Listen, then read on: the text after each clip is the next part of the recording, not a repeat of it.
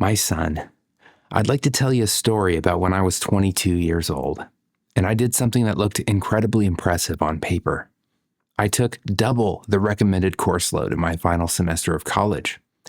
I didn't sleep, I barely ate. I was possessed by this need to finish early. And I did it. I beat the system. I graduated in May of 2008, way ahead of schedule. But looking back now, that win was actually the biggest mistake of my 20s. I treated my life back then like a checklist instead of a classroom. And because I was so obsessed with the finish line, I missed the entire point of the race. I'd like to talk to you about why that urgency that you'll likely feel someday is a trap, and how it left me up the river without a paddle. So it's November of 2007, and I'm walking into the financial advisory office in the University of Chicago, where I go to college there.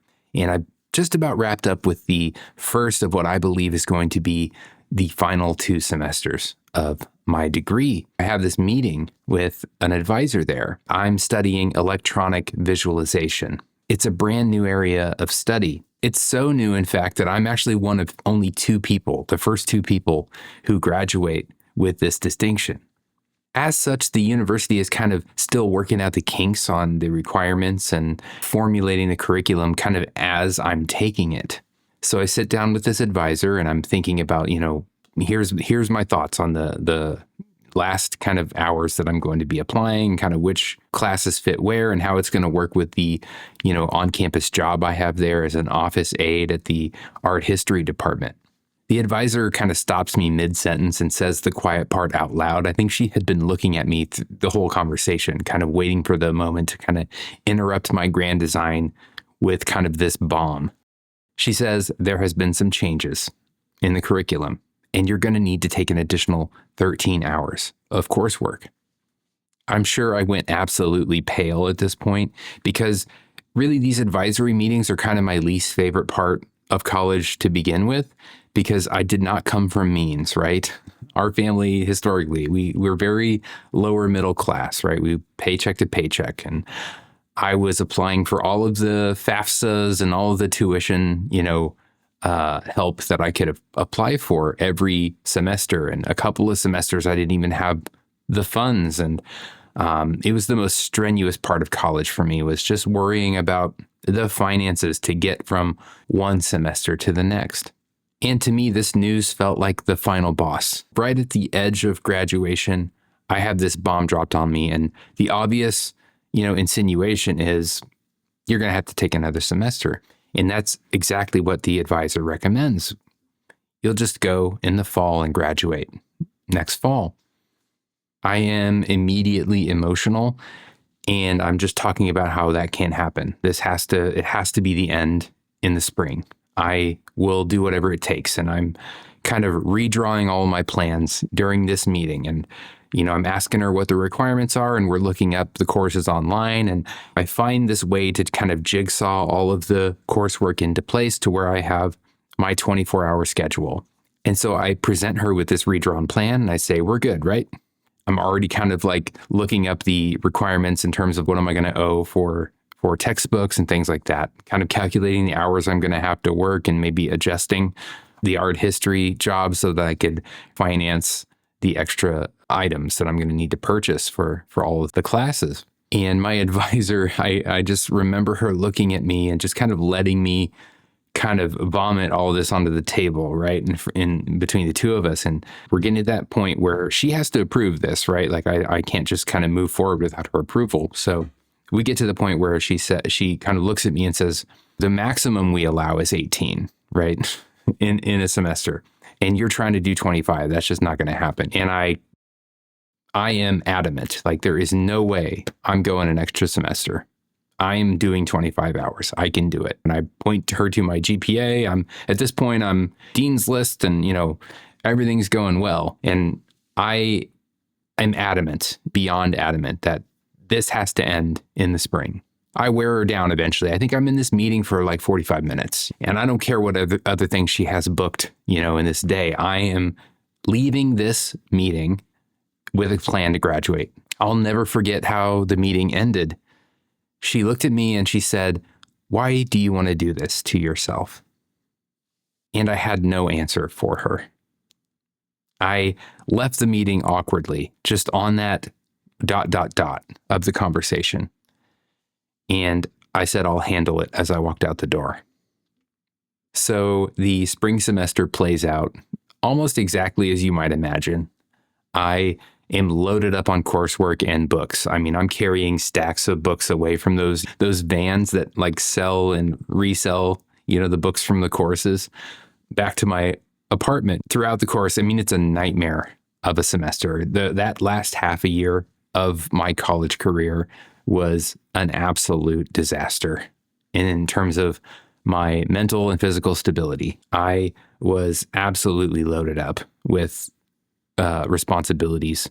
I regularly pulled all-nighters. I would suggest to you, Monday through Friday, I slept maybe 4 hours, like sporadically throughout that, period of 5 days. And then I would just almost never wake up in the entirety of the weekend. I would just do all my catch-ups there, right? It would be the same with food, where I would just have like little sprinklings of food around traveling from one class to the next, or like traveling to do laundry, or in between the art history job. And then I would just load up, on food on the weekends. And I would just be drinking, like, I just remember I would wake up to a Mountain Dew, and I'd have like probably 5 or 6 Mountain Dews throughout the course of every day just to keep me going. At that point, I didn't drink coffee. I was a kid.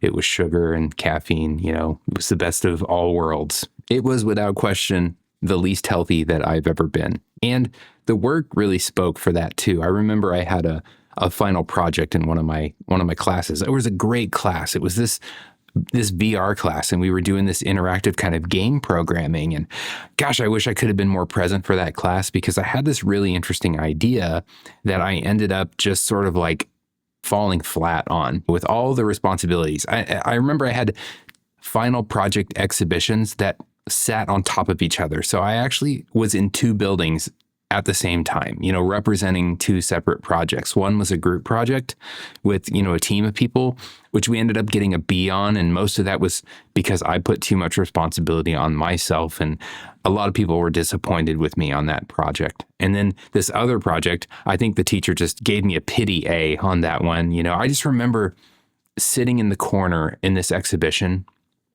and my demonstration is playing out. People are playing this game that I made.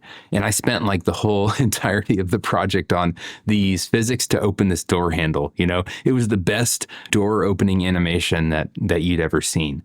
But I just didn't get the whole thing finished. The whole idea wasn't finished. I had this grand planned for these like spirits to be kind of fluttering around everywhere. And I just ended up using some stock footage and some stock sounds, and they weren't mixed well. And it ended up just feeling like a stew of half-baked ideas, And I just remember upsetting my teacher, my instructor, to the point where she was actually crying. She had to leave the room. She was just like so sad for me, because I was just really bitter about like the state of this thing. It wasn't anything she did. I mean, she was such an advocate for me. I couldn't be there, 100%. So I remember just sort of sitting in the corner during the demonstration of this project. And my instructor was kind of like consoling me in the corner, talking to me about how I could sort of move it forward and keep it going, from the state that it was currently in. And I just told her, like, what's the point? It's fallen completely flat. And I just sort of like am exhausted at this point, physically, mentally, And I just remember her leaving the room. She had to leave the room in tears, because she was just so upset about kind of where I was at, I think spiritually, and just that she couldn't do anything to help. So I sort of like crawl like a zombie sort of out of this semester. I make it and miraculously get to graduation and get to do the walk, and I get to pump my fists in the air and everything. And I get to kind of feel triumphant that I made it. I put myself through this like whirlwind of stress and double the capacity and made it to the other side. But the exhaustion that I felt wasn't the dangerous part of that whole semester. The dangerous part was why I was running so fast in the first place. So I grew up in a lower middle class household in Southern Illinois. a divorced household, and I was the oldest of, that divorce. And I was looked at as sort of an example. I very much took the responsibility of sort of being the man of the house in the absence of my father. It happened very early on, and my mom got a really stressful circumstance for herself where she had to work a lot of hours for very little pay, and she had a lot of things in her world she was trying to figure out. I very quickly sort of grew to need to kind of alleviate the pressure that I felt that my mom was carrying, right? So I did everything in my power to sort of be a stabilizing force in the house. A key barometer of that stabilization, at least from my mother's perspective, was academic success. I'm sure she had great intentions with this, right? That was a ticket to, opportunity.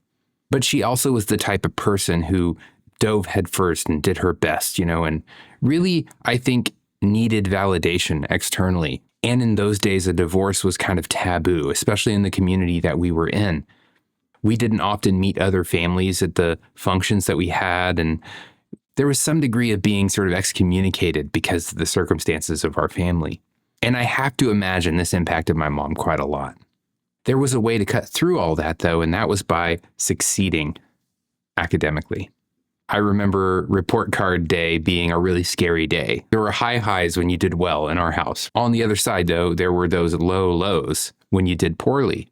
And poorly is very subjective. There were times when I'd come home, I would have all A's, and then there'd just be that one A minus, I don't know, social studies or something, right? I did poorly on a test about the War of 1812 or something, right? I would hand this to my mom and try to sell it, and try to imagine she would kind of gloss over that minus and just see the general consistency of those A's, right? And just, give me a thumbs up. Invariably, though, I would get what I expected, which was more of a silent treatment, more of a passive, aggressive laying down of the card and just emanating this energy of imperfection as my mom would kind of just go about her day, doing the dishes or being aggressively attentive to perfecting her environment as a way of sort of explaining to me that I hadn't met the mark. So that expectation, alongside sort of just societal expectations about the hoops that we get as we jump through the education system and as we learn how to be humans, right? These are such formative years that we have as kids. It really ingrained itself in me that I needed to do well. I needed to achieve. I needed to do above the expectation, right? The expectation wasn't good enough. I needed to go higher than that. And I think early on in life, that was a key driver of my understanding of how I was doing. Was I succeeding? And so neither my mother nor my father had gone to college. And the expected sort of trajectory, if you did go to college at all, where I was from, was that there was this 2-year college that was just down the road from where we lived. And that was the most logical decision one would make, is just go get, a 2-year degree, and then, you're ahead of most. And I thought immediately, I'm going to jump ship out of here to Chicago, and I'm going to go make a big splash in some completely new territory, right? And do something really big and audacious. And college plays out a lot like high school and junior high and all the years before that, where I kind of carved my niche out socially, but I'm mostly focused on the rings of achievement that I must collect. And for the most part, I do a pretty good job at that. There's a lot that I learned about sort of living on my own and kind of separating myself from where I was from. But this key piece of who I am that's driven by achievement and driven by the collection of accolades, it never really left me in those years. And that need to achieve and go above and beyond is the driving force in this meeting that I'm having with this financial advisor, where I say, absolutely not. I'm going to take 25 hours and I will die before I am graduating a semester later. In my head, I was thinking about the financial implications, right? I can't afford to barter another semester of college that I'll have to spend another X amount of years paying down the road. Also, I thought I was just buying myself more time by finishing early. But in reality, I was actually robbing my future self. So as I said earlier, I'm driving back to my hometown, after the graduation ceremony, 22 years old, my whole life in front of me, just an empty stretch of road. And I'm pondering, what's next? And all I see is an empty stretch of road and no signs pointing in any particular direction. To a large degree, that indecision, that wide open road, that lack of direction defines the rest of the decade of my 20s for me. I spent some time dabbling in music, which is sort of a family tradition. I spent some time dabbling in computer graphics. I spend time in cafes. I spend time in printing shops, digital printing shops. And I spend a majority of the time just feeling like I'm behind in life. People around me that I grew up from, they either have careers at this point or they have houses and kids and just trajectory and direction in life that I don't feel that I have. It took me a majority of my 30s to undo the tendencies I had to define myself through achievements. I'd never given myself space to understand who I truly was and what I truly wanted. And that brings me to the scariest realization I had when true adulthood finally hit me. I realized that I had found myself up a river without a paddle. I had been rushing so urgently through all of the formative experiences of my life that when I arrived at a destination where I had no instruction or example or next clear step, I didn't have the character or the network or the self-perception to understand what to do. So, son, don't rush the paddle. The river of life is going to move fast enough on its own. You don't need to speed it up. If you spend your youth just trying to jump through the next hoop, you're going to arrive at adulthood with a lot of credentials, but zero character. Take your time. Build those connections. Learn who you actually are. Because here's the truth I didn't want to admit at 22. The reason I was rushing so hard wasn't because I was ambitious. It was because I was insecure. I thought if I just achieved enough, I'd finally feel okay about myself.